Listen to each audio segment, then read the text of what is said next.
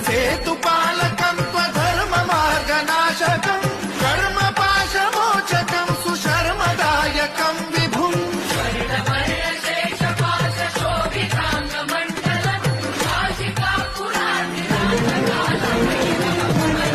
कालभैरवं भजे रत्नपादुका प्रभाभिरामपादयुग्मकम् नित्यमिद्वितीयमिष्टदैवतं निरञ्जनं मृत्युदर्पनाशनम्